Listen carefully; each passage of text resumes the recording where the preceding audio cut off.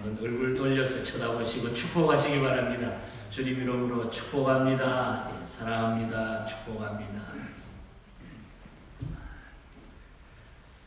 오늘 선교주일을 기억하면서 우리 사도행전의 말씀을 통해서 우리의 참 마음에 와닿는 주께 부탁하고 주께 위탁하고 주께 부탁하고 하는 이 말씀을 우리가 나누면서 바울의 그 뜨거운 심정, 이 복음의 열정을 우리 마음속에 다시 한번 기억할 수 있기를 바랍니다. 이 사도행전은 크게 두 부분으로 구분이 됩니다. 첫째는 1장부터 12장까지 예루살렘을 중심으로 한 유대인 상대의 전도로서 지도자는 베드로입니다.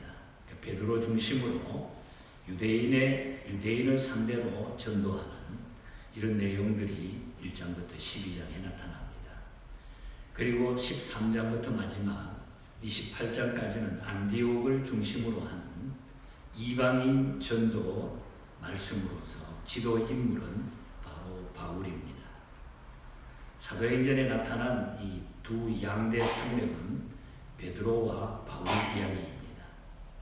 본문은 세계 선교의 꿈을 실현하기 위해서 실시한 바울의 세 번째 전도 여행 기간에 있었던 이야기가 오늘 본문에 나타나고 있는 얘기입니다.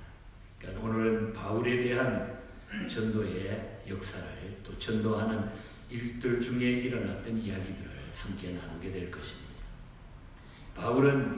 바울의 이 전도는 가는 곳마다 극단적인 반응을 일으키게 됩니다. 환영하고 영접하고 결신하는 사람도 있었는가 하면 반대하고 대적하고 심지어는 죽이려고 덤비는 사람들도 많이 있었던 것입니다. 그러나 그는 그 어떤 경우에도 흔들리지 않고 자기 길을 꾸준하게 걸어갔습니다. 환영한다고 쉽게 흥분하지 않았고 죽이려 든다고 해서 절망하지 않았다고 하는 그런 얘기입니다. 세상 인기라는 것 물거품처럼 다 사라집니다. 세상의 인기는 사실 물거품과 같다. 우리가 그렇게 말을 하지 않습니까? 연예인이라든지 또 유명한 운동선수 등 인기의 승부를 걸고 사는 사람들은 자신을 지탱할 수 있는 두 가지 힘이 있다고들 이야기합니다. 그래서 많은 사람들이 실패의 길을 걷습니다. 하나는 신앙의 힘이고 다른 하나는 약물의 힘이라고 그들은 스스로 이야기합니다. 언제 물거품처럼 사라질지 모르는 그 인기를 유지하려고 하면 불안하고 초조하고 긴장이 떠나지 않는다는 거예요. 그것을 유지하기 위해서는. 그래서 이 미국의 경우 유명 인기인들은 대부분 신경성 불면증이라든지 위궤양이라든지 소화불량에 걸려 있으며 불안한 심리를 약물로 달래는 경우가 많다고 합니다. 그래서 연예인이라든지 유명한 운동선수도 그 약물 복용을 통해 가지고 그 잘했던 모든 실력과 인정받았던 것이 하루아침에 허물어지는 이런 경우를 우리는 많이 보게 됩니다. 그러나 독실한 신자들일 경우 그런 증세가 없다고 하는 것입니다. 예수 믿는 사람, 믿음의 사람, 신앙의 사람은 그런 증세가 없다는 것입니다. 힘들면 기도하게 되고 기쁘면 찬송하게 되기 때문에 그럴 필요가 없다고 하는 것입니다. 여러분 그렇게 믿으십니까? 우리는 그렇게 살아왔어요. 지금까지.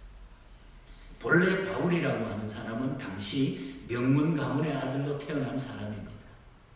당시 최고의 석학이었던 가말리엘 선생 밑에서 율법을 공부했고 유대인으로서는 최고인 로마 시민권을 가진 최고의 사람이었습니다. 그러나 그는 모든 것들을 그리스도를 위해서 다 헌납해 버립니다. 다 내려놓습니다. 물거품처럼 사라져버릴 것들을 바라보며 웃고 울고 들뜨며 가슴 졸이며 살던 자신의 그 삶 속에 그리스도라고 하는 거목을 모시게 됐다는 거예요. 그 예수님을 모시고 나서 그분의 삶은 다 내려놓으니까 달라지기 시작했다는 거죠. 그날 이후 바울은 웃어도 예수님 때문에, 울어도 예수님 때문에, 그리고 죽어도 예수님 때문에 죽기로 결심하고 전도자의 길을 걷기 시작했던 것입니다. 우리는 그런 맥락에서 오늘 이 본문을 깊이 조명해 보아야 합니다. 오늘 본문을 통해서 우리는 세 가지의 큰 교훈을 발견하게 되는데, 첫 번째로는 믿음에 머물러 있으라고 하는 이야기. 그래서 우리는 믿음에 머물러 있는 것이 얼마나 중요한가. 이것이 우리가 선교 정신 속에, 복음을 전하는 정신 속에 믿음에 머물러 있으라고 하는 이 메시지는 대단히 중요한 얘기라는 거죠. 오늘 본문 22절을 보면은 제자들의 마음을 굳게 하여 이 믿음에 머물러 있으라 권하고, 옛날 성경에는 뭐라 그럽니까? 이 믿음에 거하라. 여기에 거한다, 이 머물러 있는다고 하는 것은 세 가지 뜻을 가지고 있습니다. 그것은 먼저는 흔들리지 않는다는 뜻이에요. 그리고 두 번째는 자리를 잡고 있다고 하는 것입니다. 그리고 세 번째는 믿음으로 산다고 하는 그런 뜻입니다. 신앙생활을 하기는 하는데 자리를 잡지 못하고 흔들리는 사람들이 있다는 얘기입니다. 부부생활을 하기는 하는데 자리를 잡지 못하고 흔들리는 사람이 있다는 거예요. 교회 생활을 하기는 하는데 자리를 잡지 못하고 흔들리는 사람이 있다는 거예요. 흔들린다고 하는 거, 거하지 못하고 있다고 하는 거, 바람직한 일이 아닙니다. 믿음에 머물러 있으라고 하는 것은 흔들리지 말고 자리를 잡아 살라 하는 그런 의미라는 거죠. 건물은 기초가 중요하고 나무는 뿌리가 중요하고 신앙은 그 중심이 매우 중요한 것입니다. 솔직하게 말하면 예수 중심으로 사는 사람은 흔들릴 수가 없다는 거예요. 예수 중심으로 살면 안 흔들린다는 거예요. 그러나 예수가 아닌 다른 것들을 중심으로 삼는 사람들은 흔들릴 수밖에 없어요. 세상 사람들은 믿음으로 산다고 하면서 예수가 아닌 다른 것들을 중심으로 살아갑니다. 믿음으로, 내가 믿음으로 산다 그러면서도 다른 것을 중심에서 살아가고 있다. 하나님 바로 믿는 사람은 절망할 필요가 없지만 사람 믿고 과학 믿고 지혜만 믿는 사람은 그 실망이 이만저만이 아니라는 것입니다.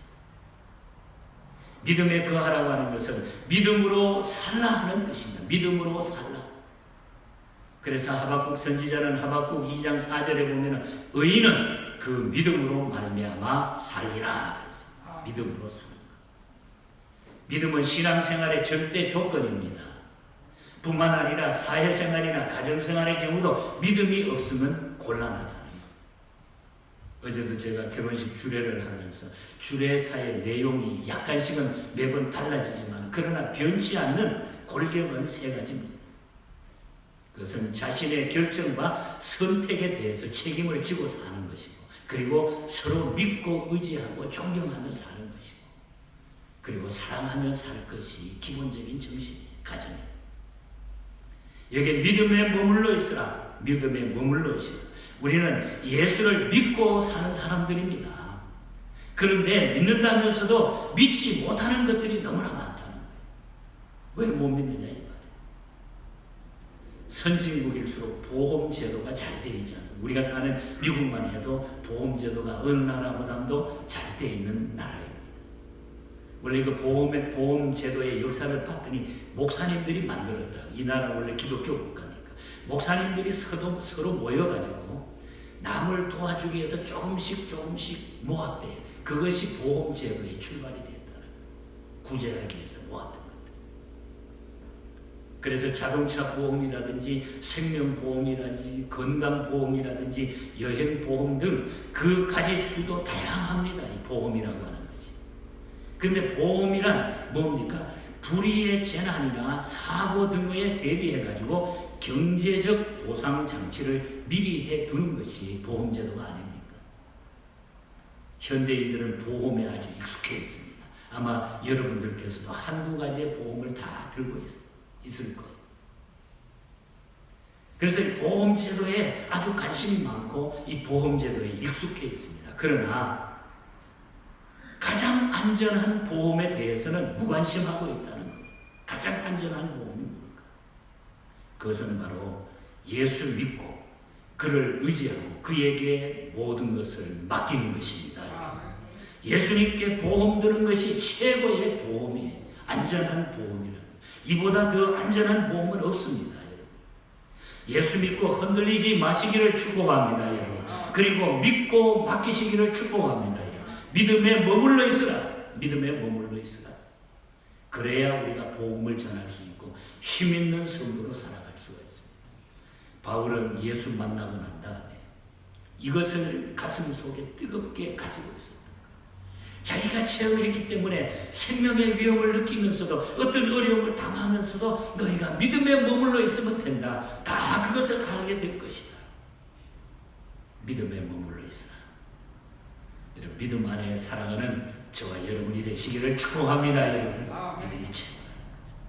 그리고 두 번째는 환난을 겪어야 하리라. 환난에 대한 이야기. 22절을 다시 보면 우리가 하나님 나라에 들어가려면 많은 환난을 겪어야 할 것이라. 어느 날 자고 났더니 성공이 다가온 사람은 없습니다.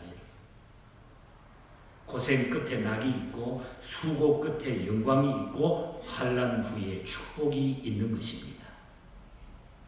환난이 없을 수는 없습니다. 여러분.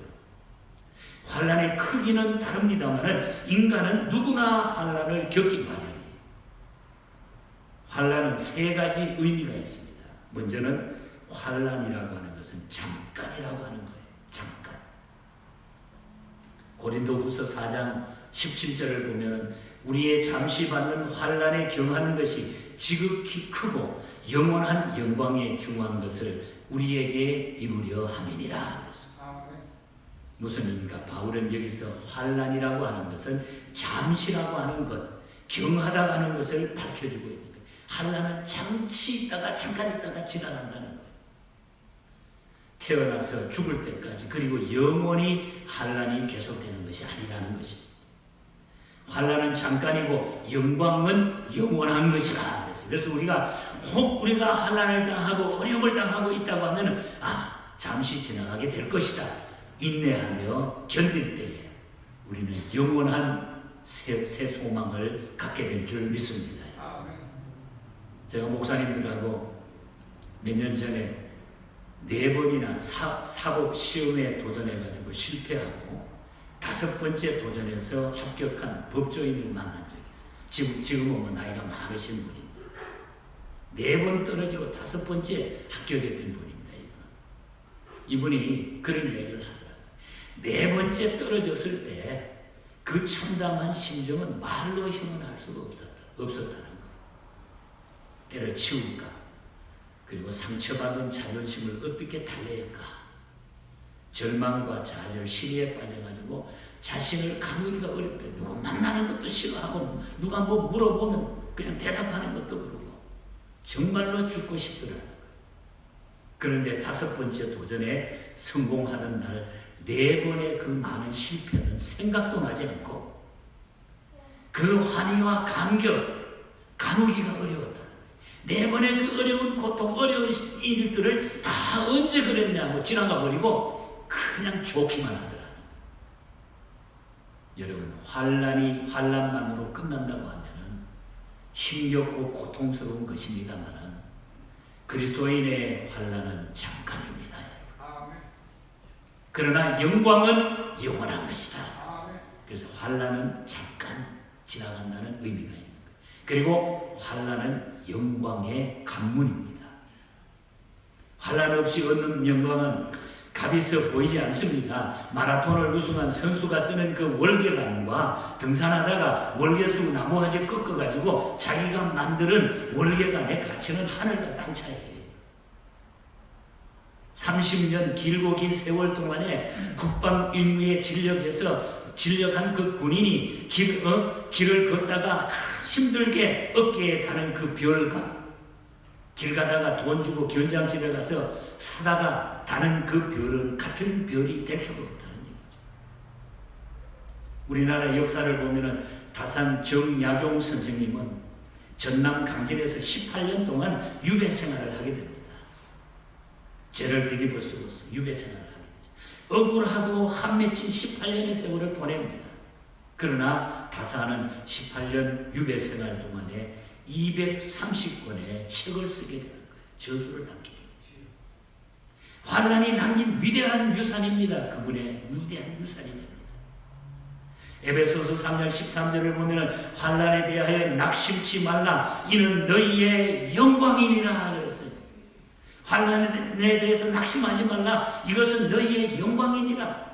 그래서 환란은 영광의 관문이라는 거 믿으시기 바랍니다. 여러분. 예수 믿는 사람은 환란이 반드시 있게 돼 있어요. 좋은 것만 기대하지 마십시오. 환란을 생각해야 돼요. 그리고 이 환란은 하나님의 자녀의 증거가 된다는 거죠. 환란이 없이는 하나님의 자녀의 증거가 아니라는 거죠. 히브리서 12장 6절을 보면 주께서 그 사랑하는 자를 징계하시고 그의 받으시는 아들마다 채찍질 하시니라. 8절을 보면 징계가 없으면 사생자요 참 아들이 아니라고 그랬습니다. 죄값으로 치르는 환란이 있습니다. 내 잘못이 아닌데 겪는 환란도 있습니다. 그러나 하나님의 자녀가 겪는 환란은 하나님의 자녀이며 사랑하는 자녀라고 하는 증거가 된다는 거죠. 여러분. 예수 믿는 것 때문에 하나님 자녀이기 때문에 우리가 믿음 때문에 혹 우리가 교회 섬기다가 복음 전하다가 주님의 이름 때문에 내가 받는 그 환란은 큰 우리에게 영광의 하나님의 자녀라고 하는 증명이 된다고 하는 것입니다. 하나님의 자녀이기 때문에 환란을 겪는다고 하면은 그것은 사랑의 증표며 영광의 보장이라는 것이죠. 복음 전하다가 혹은 교회 섬기다가 성도에게 겪는 환란이 있다고 한다면은 그것은 사랑의 증표요 영광의 보장이 된다는 거예요. 바울은 이것을 경험했던 것. 자기의 모든 신분을 내려놓고 자기의 세상적인 모든 그 놀라운 명예를 내려놓고 고난을 받으며 심지어 생명의 목숨의 위험까지 느끼면서 그가 받았던 그 환난과 고통이 바울의 삶 속에 바울을 변화시켰고 바울에게 힘과 능력을 주는 내가 변했다고 하는 하나님의 자녀가 됐다고 하는 하나님의 종이 됐다고 하는 그 변화의 증표가 바울에게 나타났다는 거죠. 그래서 이것 때문에 한없이 기뻐하고 이 환난은 바로 천국 가는 영광에 도달하는 관문이 된다고 하는 것을 알고 그는 끝까지 이 믿음으로 복음 전하면서 승리했던 것입니다. 오늘 이 시대에 닥쳐나오는 이제 앞으로 우리가 예수 믿는 것 때문에 어떤 일이 우리 앞에 놓여질지도 모르는 것. 이미 우리가 사회주의 사회 속에는 엄청난 믿음 때문에 예수 믿는 것 때문에 그 고난과 역경과 죽음까지 목숨까지 잃는 일이 지금 벌어지고 있습니다. 중국에도 많이 지금 달라져 가고 있습니다. 보이지 않는 곳곳에서 너무나 많은 억압이 지금 나타나고 있습니다. 그냥 겉보기에 교회지 실제로 들어가는 교회가 아닌 사회주의의 공산주의 밑에 들어가는 이것을 참고 견디면서 예수 믿는 그들이 그 환난을 통하여 영광의 자리로 가고 있다고 하는 것. 또한 오늘 우리에게도 어떤 일들이 앞으로 있을지 모르지만 이 환난은 바로 성도의 증표가 된다는 것입니다. 견디시고 승리할 수 있기를 축복합니다. 그래야 우리는 복음이 뜨겁고 그 복음의 역사, 복음의 능력을 우리가 체험하게 된다. 마지막으로 주께 부탁하고 오늘 설교 제목을 여기에서 생각을 해봤습니다. 23절 끝에 보면은 금식 기도하며 그들이 믿는 주께 그들을 위탁하고 바울은 전도하는 곳을 떠나기 전에 자기가 전도한 사람들을 주께 위탁했다 그렇게 말합니다. 주께 위탁했다고 하는 것을 26절에 가서는 하나님의 은혜에 부탁했다 이렇게 말하자면 하나님의 은혜에 부탁했다. 주께 부탁하고 하나님의 은혜에 부탁하고 저는 이 말씀이 너무 위로가 되더라고요. 설교를 준비하다가. 우리는 그동안 무엇을 맡겼으며 무엇을 부탁하면서 지금까지 살아왔습니까? 제 자신을 돌아봤어요. 인생을 살면서 무엇을 맡겼고 무엇을 부탁하며 지금까지 내가 살아왔는가? 내 자신만 먼저 돌아봤어요. 지금은 장모님이 되셔서 연세가 많은 분이 됐고 간증 집회도 많이 다녔던 분인데요. 이분이 처음에 예수 믿을 때 이런 이야기를 했다고 합니다. 처음에 교회 다니면서 저는 그동안 설교를 들을 때마다 기도해라 해도 귀담아 듣지 않았다. 자기 자신. 그 이유는 제 아무리 하나님이 머리가 좋으시다고 해도 그 수많은 사람의 기도를 어떻게 다 부탁하고 들어줄 수 있을까? 그래서 이거는 아니다. 그렇게 생각을 했대요. 그리고 또 다른 하나는 내 힘으로 하다가 안 되면 부탁하는 것이 당연한 것이라고 여겼다는 거예요. 해보고 안 되면 부탁하면 된다. 그래서 두 가지 이유 때문에 자기는 하나님 앞에 기도하지 않았다. 부탁하지 않았다. 그런데 이분이 젊은 시절에 잘 나가다가 회사가 부도가 나는 사건이 터진 후에 신경성 고혈압으로 쓰러지고 나면서부터 생각이 바뀌게 됐다는 것입니다.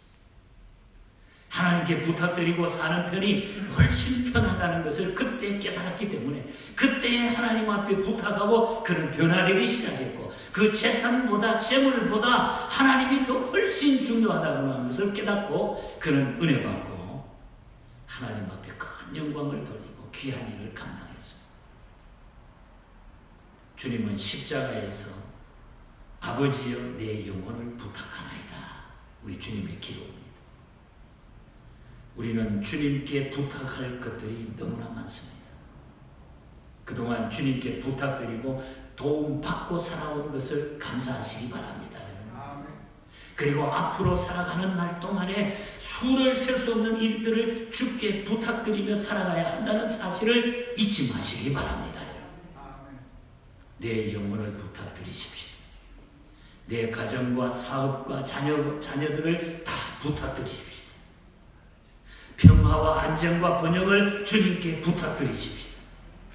주님은 자비로우신 분이시기 때문에 우리의 부탁을 절대로 거절하지 않으신다는 거죠. 부탁드리는 것은 꼭 기도를 의미하고 있는 것입니다. 기도로 말씀드리고 기도로 부탁드립시다. 바로 기도하는 것이 복음을 전하는 것이요. 복음 전하기 전에 우리가 선교도 기도가 우선이 돼. 기도의 뒷받침이 아니고는 부탁하지 않고는 그 어떤 일도 우리가 감당할 수가 없어요. 우리 교회가 지금까지 수십 년을 선교해 오면서 엄청난 일들을 우리는 경험했어요. 이 교회가 시작이 되면서도 우리가 불 났지요. 물이 들어왔지요. 물불이 다 지나가는 교회. 그것을 통해서 하나님은 필요한 선교비와 부족한 모든 경제적인 물질적인 축복을 우리 교회에 다 주신 것들이 다 알잖아요. 경험하고 나니까 아찔아찔해요. 오히려 하나님 앞에 순종하지 않으면 이것은 안 된다고 하는 이 사실들을 경험하고 나니까 하나님이 두려운 거예요. 두려운 거예요. 여러분, 하나님 앞에 부탁하고 하나님 앞에 맡기고 살아갈 수 있기를 축복합니다. 그러면은 다 되게 돼 있어. 안 되는 것 같지만은 되게 돼 있다는 거예요. 왜? 모든 것은 하나님의 손에 달려 있기 때문에. 믿음에 머물러 있으라. 환난을 겪어야 한다. 주께 부탁해야 된다. 이것이 바로 선교의 정신입니다. 우리 하나님 앞에 살아가면서 선교의 정신이에요. 저는 선교하면서 주신 위로의 메시지를 22절에서 찾았습니다. 22절 마지막 부분에 보면 우리가 하나님 나라에 들어가려면 많은 환난을 겪어야 하리라. 여러분, 예수 믿는 것은 환난이 전제되는 것입니다. 이 시대가 어렵고 힘든 시대입니다. 각오하세요. 우리 하나님 나라에 들어가려고 하면은 뭐라고요? 많은 환난을 겪어야 할 것이라. 각오하시고 이 환난 앞에 굴복하지 않고 충성을 다짐할 때에 하나님은 우리에게 승리자의 기쁨을 주신다는 거예요. 설교를 준비하다가 프레드릭 파버라고 하는 분이 작시한 찬송 가사가 마지막에 딱 떠오르더라고요. 환난과 핍박 중에도 성도는 신앙 지켰네. 이 신앙 생각할 때에 기쁨이 충만하도다. 성도의 신앙 따라서 죽도록 충성하겠네.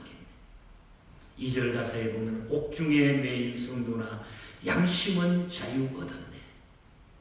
우리도 고난 받으며 죽어도 영광 되도다.